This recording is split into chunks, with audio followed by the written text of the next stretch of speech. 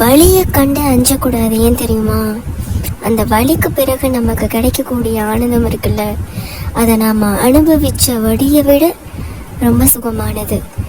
நம்மளுக்கு ஒரு கஷ்டம் ஏற்படும் பொழுது, இந்த கஷ்டம் நமக்கு இவ்வளோ இருக்கே, ஏன் நம்ம இந்த அளவுக்கு ஒரு கஷ்டத்தை அனுபவிக்கிறோம், நாம் என்ன பாவம் செஞ்சோம் அப்படின்னு நம்ம மனசுக்குள்ளார பல எண்ணங்கள் ஓடலாம். ஆனால் அந்த வலி அல்லாஹ்வுடைய சோதனை. அந்த சோதனைக்கு பிறகு நமக்கு ஒரு ஆனந்தம் கிடைக்குதில்ல, அந்த வலியிலிருந்து ஒரு நிவாரணம் கிடைக்குதில்ல, அந்த மகிழ்ச்சி ரொம்ப பெருசு.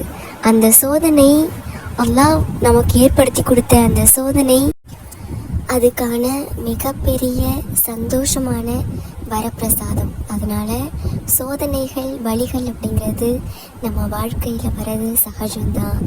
அதை நினச்சி நாம் பயந்து ஓடக்கூடாது. என்றைக்குமே கான்ஃபிடெண்ட்டாக இருக்கணும், நம்பிக்கையாக இருக்கணும்.